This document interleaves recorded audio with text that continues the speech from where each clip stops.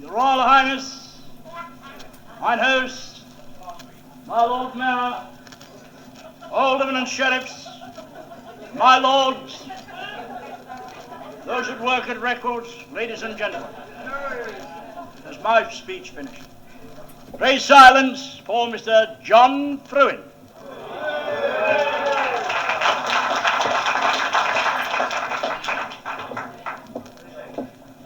I think you can probably hear me without the mic, and it's a bit difficult doing a stereo speech from here. So if you can't hear me, just shout, or if you prefer it, don't say anything, because it might be better. Thank you. Thank you. No barracking from the audience. Ladies and gentlemen, Tom. When one's asked to make this sort of speech to propose a toast, it's always easier when the person you're talking about is thought to be a rotter, which in the music industry isn't difficult. It's always easier to find things to say about people who are classified as rotters. When it's a nice guy, life's much more difficult, and it's hard to find nice things to say without being thought to be a crawler. Tom really is a nice guy. Crawler number one started. That's really despite everything you might have heard about him. He is a nice man. So Tom, you'll appreciate it's going to be a very difficult speech for me to make this evening. It was this very niceness, ladies and gentlemen, that got Tom the job at Record Merchandisers. In the early days of Record Merchandisers, all those years ago, nostalgia creeping in, as those older folk amongst you will remember, I was very involved with that company before it became taken over by the layabouts who run it today.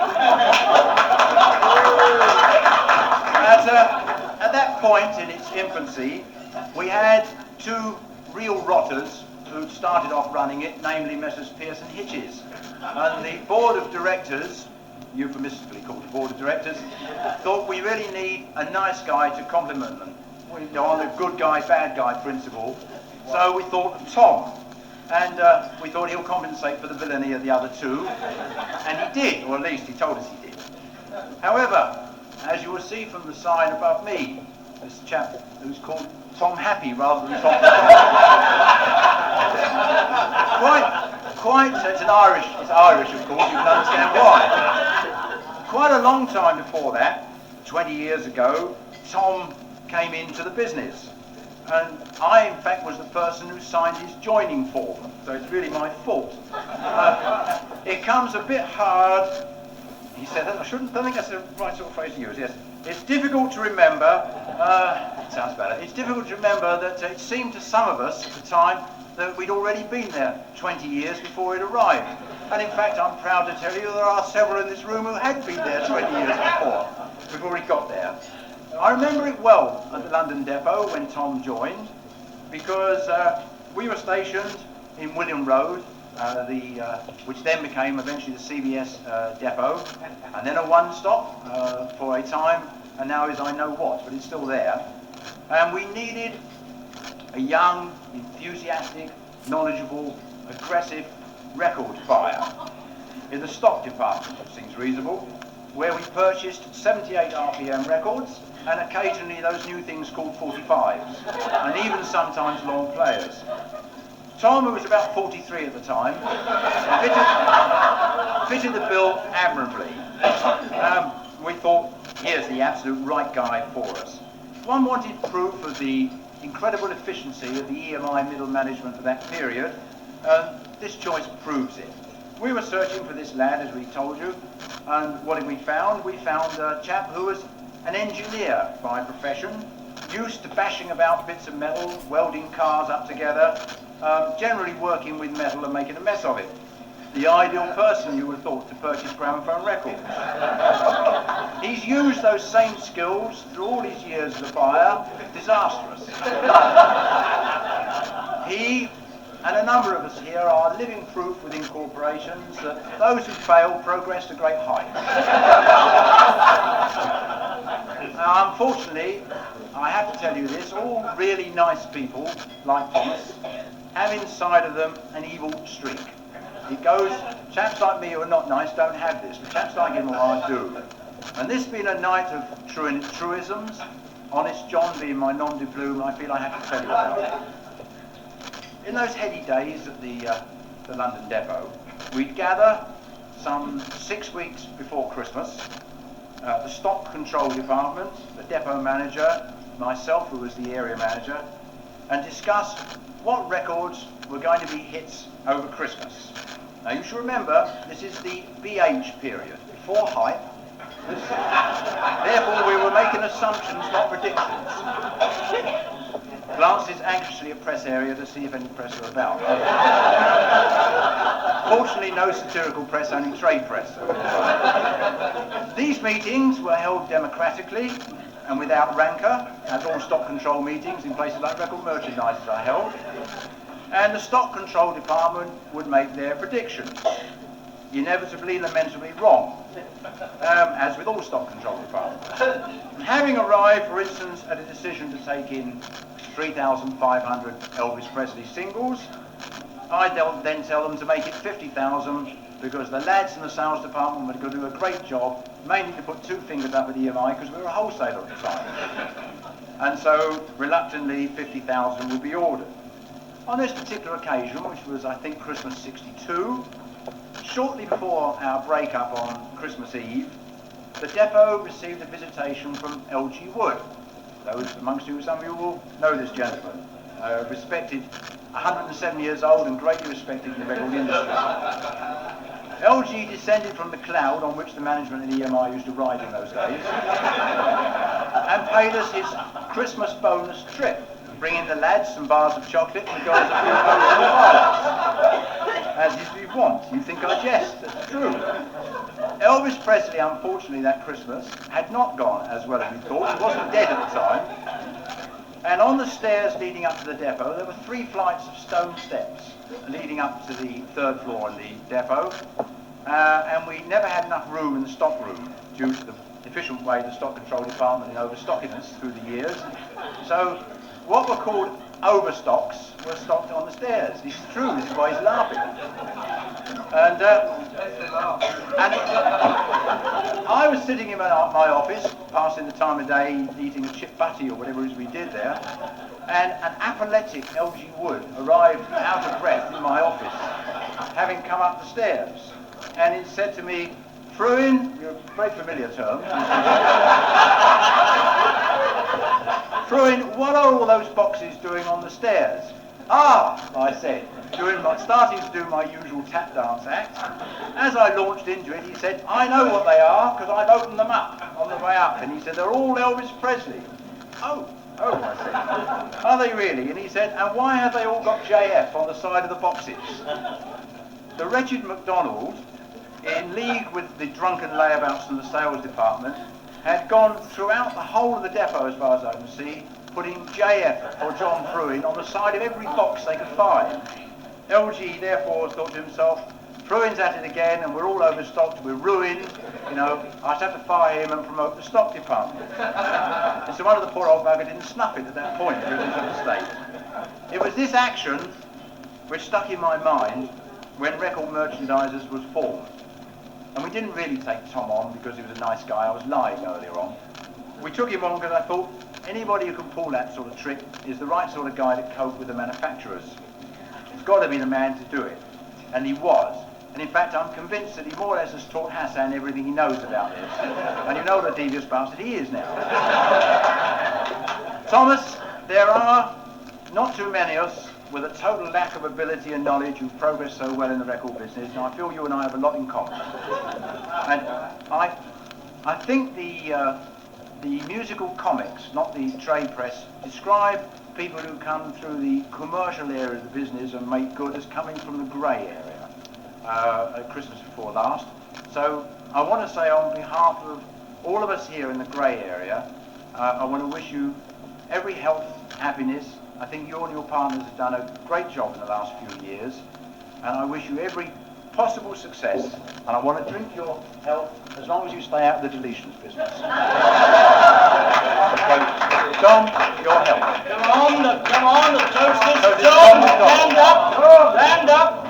Oh, he's a jolly good fellow, oh, he's a jolly good fellow, oh, he's a jolly good fellow, and so say all of us, and so say all of us. bum, bum. And so say all of us, for he's a jolly good fellow, for he's a jolly good fellow, for he's a jolly good fellow. And so say all of us. Hip, hip, hip. Hooray! Hip, hip, hip. Hooray! Hip, hip, hip. Hooray! We'll drop you a line, don't bother to write. Thank you very much, ladies and gentlemen.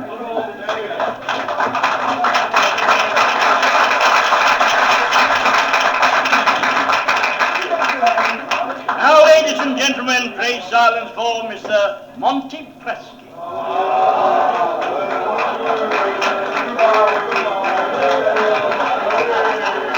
You didn't think you were going to avoid it, did you? Now, shut up! Because they said the seconder doesn't have to say anything, except I second it. But I'm going to prove he does. Ladies and gentlemen, just because that son's wearing a tie, I haven't got to. Ladies and gentlemen, friends, neighbours, ex or current, delegates from County Monaghan and Wembley. No, seriously, I decided if we're having a thing for Tom, we ought to support the vote of thanks, because he needs the support, poor devil. He's been wearing it for years, hasn't he? But I knew to begin with, Irish jokes would have to be out for this evening. I mean, after all, he's 18 inches high, so we can't describe him as anemic, can we? But my kids decided I should tell Irish jokes.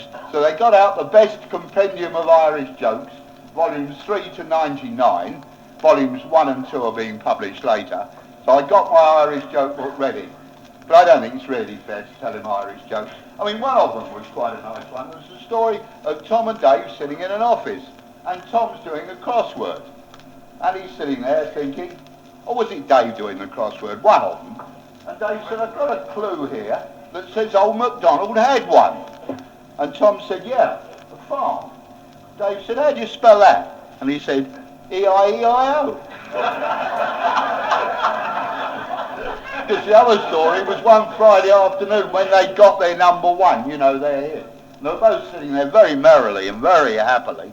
Drank quite a bit of wine at lunch. This is, of course, before you met Oscar, Tom, in the days when you were still drinking wine. And they were very happy at the end of the afternoon.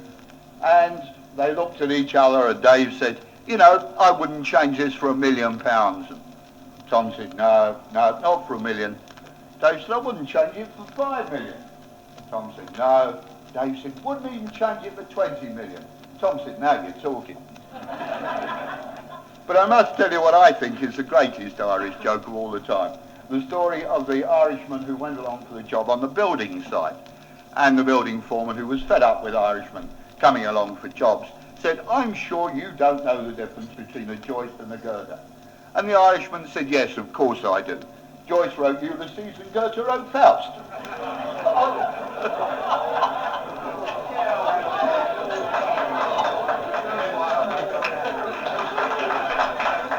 But to be serious for a minute, I think Tom must be very proud and very happy this evening. 20 years in our business is a hell of a long time, as many of us know. But I think he's got a lot of right to be proud for two big reasons. He's created with Tom and with all the other, with Dave and with the other people in Spartan, a small independent organisation that started from nothing, from guts, from stupidity, from balls, from recklessness, from desperation, from all the things that small companies do start from, and has created it and worked and sweated and built a team and built a company and built something that is very significant. And he's also done something else. He's extended the horizons of our business, and I think that's very important for all of us. We've all talked about the importance of independence and how they're the lifeblood of the music business because they're pumping in new ideas, new acts, new realities. The fact that Spartan exists has developed that fringe of our business very much. We all need major companies to do the sort of things that John was talking about. We all need independence to go on keeping us going very, very much. And Tom and Dave and the team at Spartan, the Spartan company, have been the medium for that expression. And I think the record industry should be very grateful to him indeed. Tom, I know you've lost a factory down in Wales this week in the snow. as the one who was the first one who showed you the joys of going overseas in our famous trip to Mallorca together. All the very best, and I'm delighted to support John and everybody in seconding the vote of thanks to you. Here's to the next 20 years.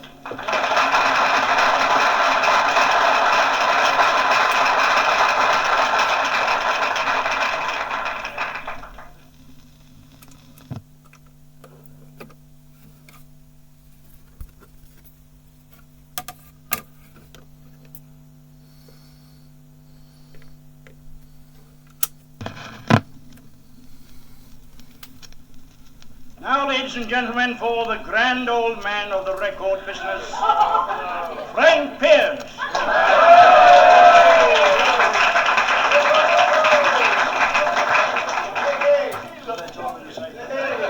Who told me to say that? Sounds like David Thomas, that does, doesn't it? Right, where's my speech? Being serious just for a moment, Dave Oldham, the general manager here, has asked me, he's blazed to the Bell House for those who remember him, to remind you that no roll should be thrown at all this evening. And certainly not any rum barbers.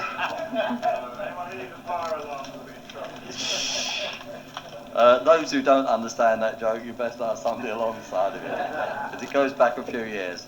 As indeed my association with Tom goes back some years. I mean, everybody talks about the early days of record merchandisers, but I think, so far as the record is concerned, we ought to put it straight that Fruin, Mr. Fruin,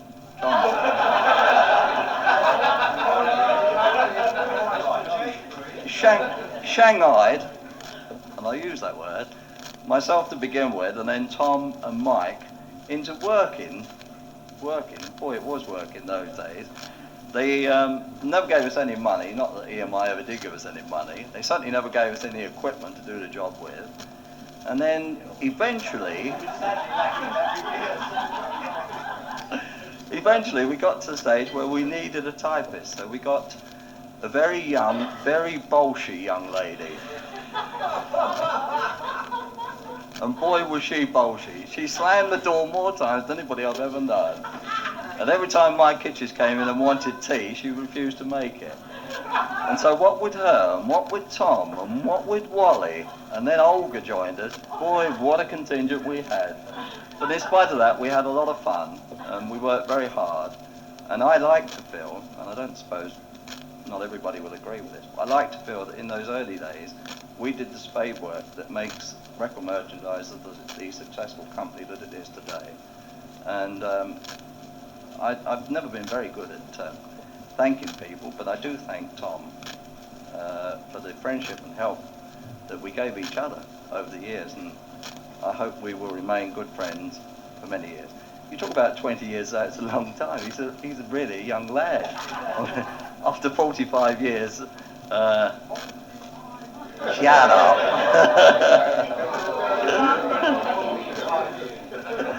Right, that's shut up. Well, it's nice to see so many old codgers here, isn't it? It's nice to see Jimmy here, after all. You know, he's at last acknowledged that he's older than I am. Jimmy Hanks. Been waiting for years for that acknowledgement. Anyway, where's my speech? Wait a minute. I don't know how far I've got. Yeah. Anyway, I do often think of Tom, and I think of the days when more than once he nearly broke all my ribs with his bear hugs. You know, in those days when Tom had had a few drinks, he used to come up and give you a little cuddle, if that's the right way to put it. And that cuddle used to break my ribs almost every time. And then on another occasion when we were at a certain race course, I must admit we'd all been drinking, and he picked me up, literally, and threw me down the slope. If I hadn't been half cut, he'd have broken every bone in my body as well. But we won the derby. Yeah, we won the derby. In those days, the record companies were very generous, weren't they, Tom? Which is what they are now. I really find it difficult always to follow Mr. Fruin. I seem to be very unfortunate. Different functions we go to, I'm usually the one who follows him, and then everybody says, ugh. So I'm not going to stay up here and say very much more, except, you know, thank you, as I said just now, Tom, for everything. And I'd like to show you what all of the non-Spartanites, if that's the right word, have contributed. And you'll find the names on the card, Tom. There are, in actual fact, 6 of each of the glasses. There's not just one each. When I realised, Tom, how much this cost,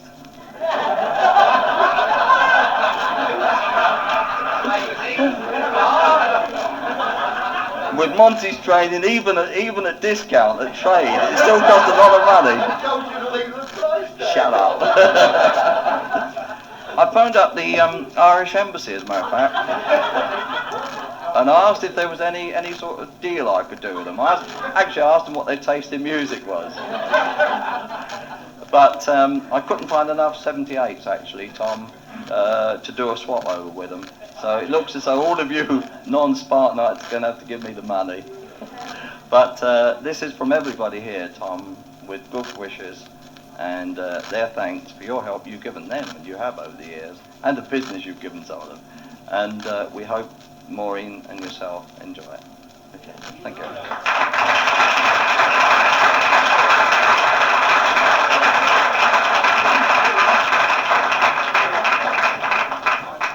Very silence for David Thomas.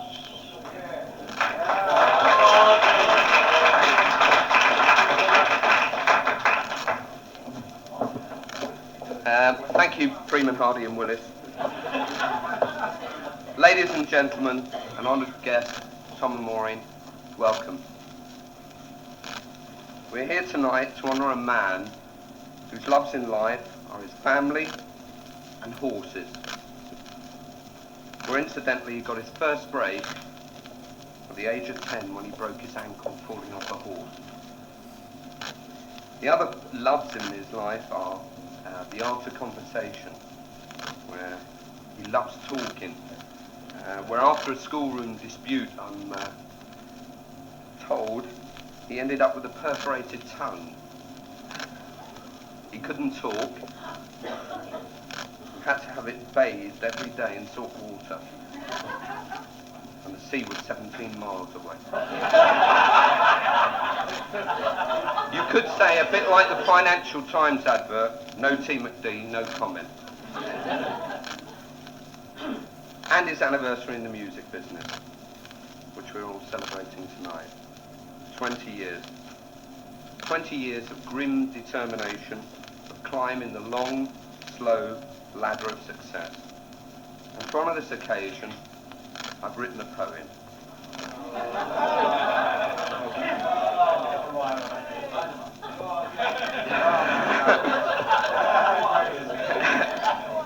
'Twas in the year of '62, Tom McDonnell came into view. He worked and worked for EMI. Stranger on the shore was riding high. He slaved and toiled and worked with glee. Miracle, a paddy with brains was he. The years went by, good friends he made, and in '66 new plans were made. Alas, the industry was dismayed. Doubting Thomases were amazed. Strangers in the night were riding high. Title to suit the mood, oh my. RM was formed, outsiders scorned. It won't work, they all cried out. We proved them wrong, there is no doubt. RM was born and thrived throughout. More than a decade and time passed by. Was time to move on, so he said, bye-bye. He went to Power Exchange, joined by Di. A hit for them wasn't pie in the sky. Who's Gonna Love Me came along, and then it was time to move on. In '78, a dream came true. We mortgaged houses, wives and dogs too. Everybody thought we'd dropped a clanger. Then we discovered they tripped a banger. Things had been hard, we must admit, but God, we loved that piece of shit. Of independence there is no doubt, something that we proved throughout. I love you, Tom. My God, you're a bugger. But there's no doubt I'd have no other.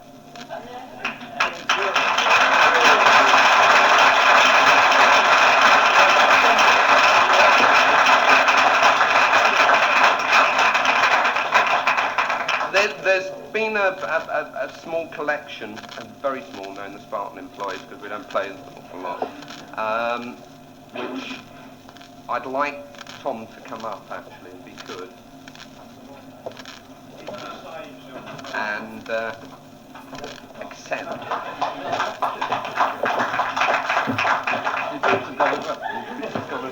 Good up here.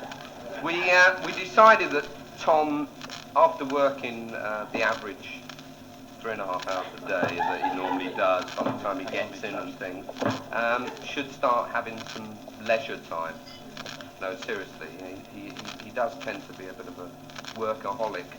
And Used to be alcoholic, by the way. yeah, it used to be until Frank and Monty introduced us to Dr. Drexler. But anyway, Tom, golf, here you come.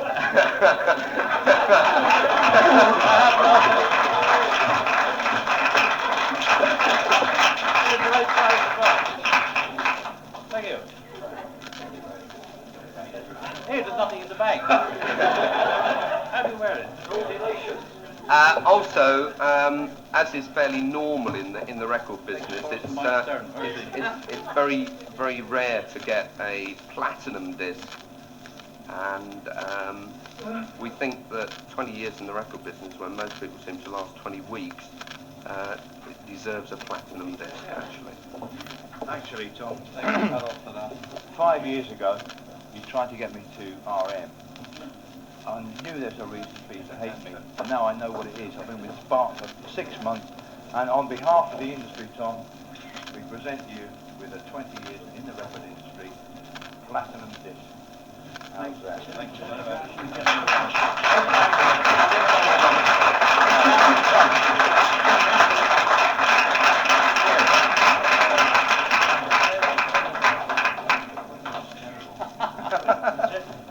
And last but least, in fact, one of the reasons that we started up Spartan was, in fact, to develop labels through the bands that were on the labels, and we believe very strongly in fact, the product that's going through us. One of our most successful labels is Safari Records, and John Craig has something which he'd like to give. So.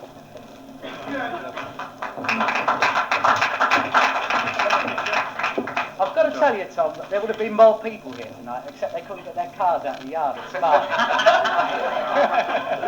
Good luck to me.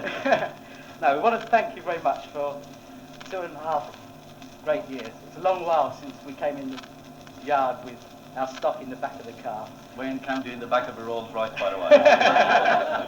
And my partner, who's a public schoolboy, has put an inscription on the back of this, so you probably won't understand it, but I'll try and read it. It says, to Tom McDonnell, 20-year records, 20 years of records, from Tony, John and all at Safari. Thank you very much.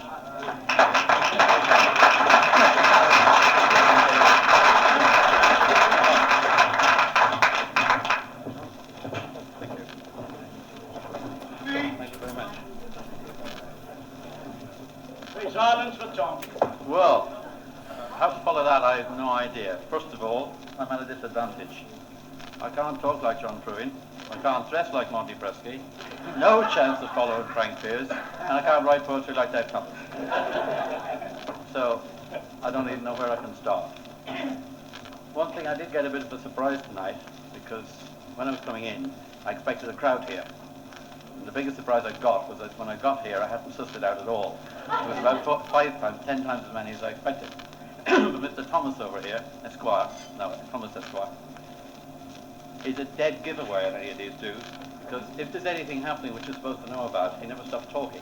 And when there's something happening that you're not supposed to know about, he says nothing. So when he says nothing, you know there's something on.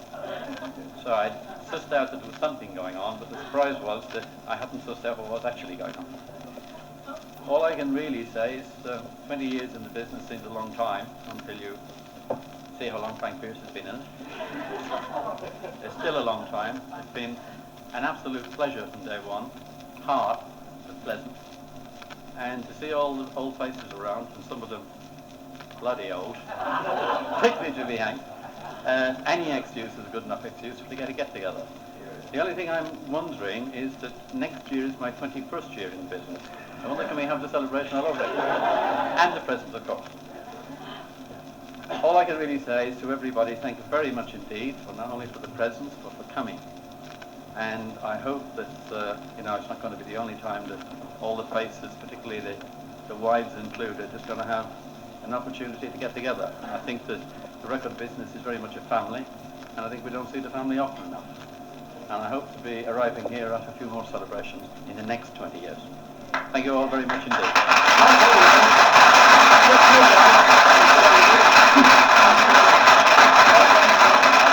David,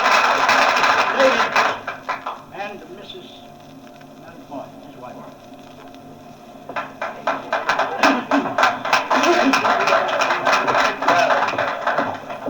That's the other people. Oh, the other people. Who is it? Who is the one to do it? Present him with that present there. Can I just say something, actually?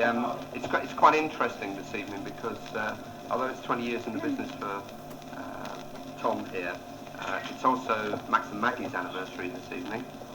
And it's also Les and Linda's anniversary tomorrow. And I believe it's Mrs. Hank's birthday tomorrow as well. So we've got many things to celebrate tonight. But please enjoy yourself. You're very welcome and have a good time. Mr. Fruin, did you present that? Who presented to do with that? We want a picture of that one. We haven't got a picture of it. A picture of every other presentation, but not that one.